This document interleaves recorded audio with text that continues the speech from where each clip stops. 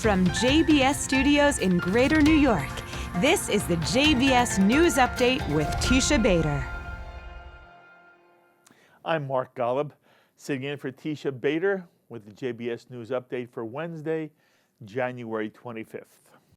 It's been revealed that in addition to withholding its veto on the UN Security Council Resolution 2334, which slammed Israel by defining every Jewish community across the Green Line to be a flagrant violation of international law, including the Old City of Jerusalem and the Western Wall, the Jewish neighborhoods in East Jerusalem, and the Jewish suburbs of Jerusalem such as Efrat and Ma'ale Adumim. The Obama administration also quietly sent $221 million to the Palestinians during the administration's very last hours. This was done despite Republican congressional opposition. Written notification of the aid package came only hours before Donald Trump took the oath of office. Israel, however, does not seem to be deterred by ugly UN resolutions or by the Obama administration's parting shots. On Tuesday, Israel announced it plans to build an additional 2,500 units on the West Bank. It should be especially noted, however, that except for 106 units, all of this West Bank construction will take place within existing Israeli communities on the West Bank. Many people feel Israel should refrain from adding new settlements on the West Bank, which has been Israeli policy under Prime Minister Netanyahu. New Jewish communities on the West Bank do pop up without government sanction and are routinely removed. But virtually all of the new units, which were announced yesterday, are specifically to be built in existing West Bank communities, and roughly half of those units were already scheduled for building. The largest number of units, roughly 900, will be built in Ariel alone. Not surprisingly, Germany and France both condemned the Israeli decision. But in sharp contrast with the policies of the Obama administration, the Trump administration has so far issued no statement. Also in Washington, it was announced that Israel's U.S. Ambassador Ron Dermer will remain in that position now that Donald Trump has been elected president. Dermer, who served as Israel's chief U.S. diplomat since 2013 when he succeeded Michael Oren, was scheduled to be replaced once Hillary Clinton became president.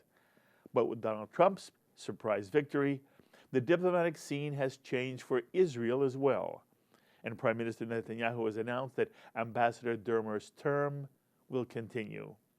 The two men have worked closely together since 2005, and the American-born Dermer is one of the Prime Minister's most trusted advisors.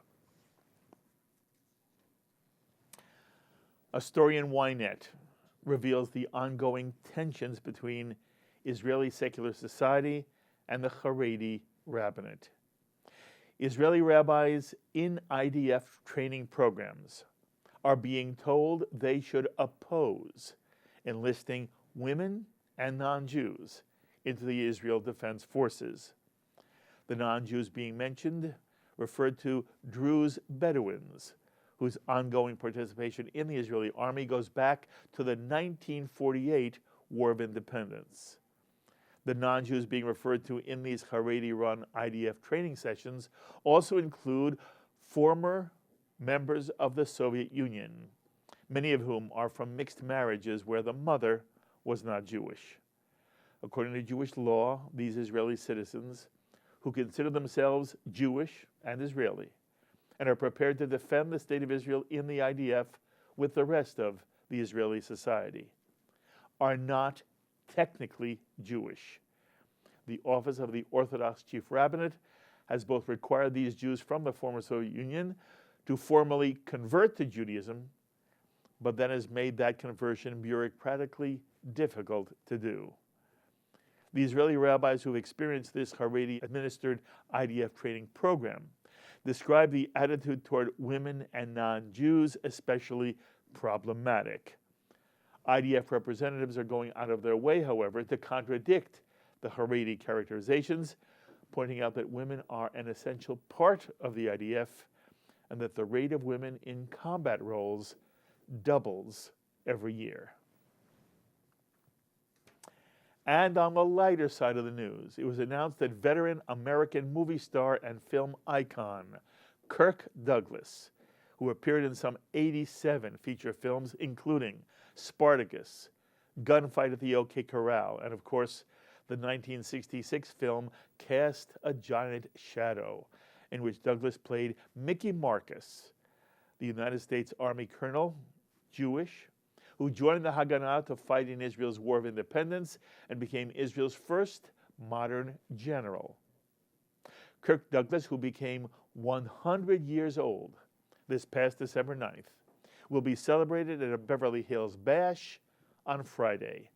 The star-studded event will be hosted by Kirk's son, Michael Douglas, who will be joined by 150 of Hollywood's biggest celebrities, including Kirk's longtime friends Don Rickles and Steven Spielberg.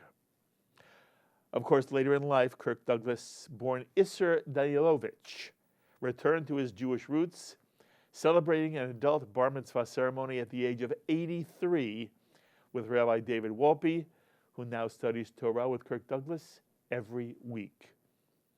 In many ways, the journey Kirk Douglas has taken back to Judaism reflects the story of so many ordinary American Jews, and it's a testament to the way in which this country has not only been a haven to Jews, perhaps the best in world Jewish history, but has been a society based on freedom of religion that has enabled Jews and those of other religious traditions as well a setting in which one is always free to return to one's roots.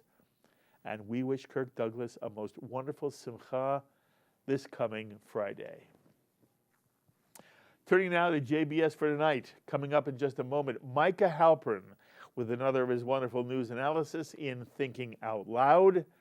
Then at 7 p.m., for those of you enjoying learning to read Hebrew on JBS, we have another lesson in from the Aleph Bet.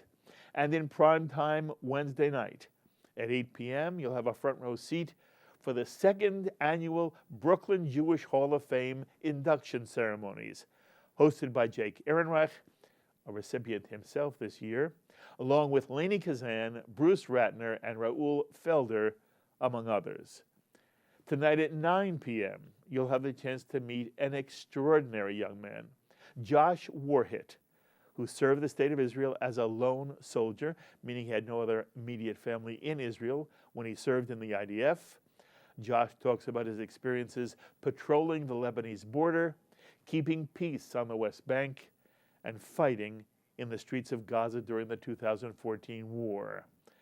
And Josh has some fascinating things to say about the ethic of the Israeli army. That's on L'Chaim tonight at 9 p.m. And at 10 o'clock, we're replaying for you an address by the former Justice Minister of Canada and a major voice opposing BDS, Erwin Kotler, who describes the growth of the anti-Semitism worldwide and suggests strategies to combat it.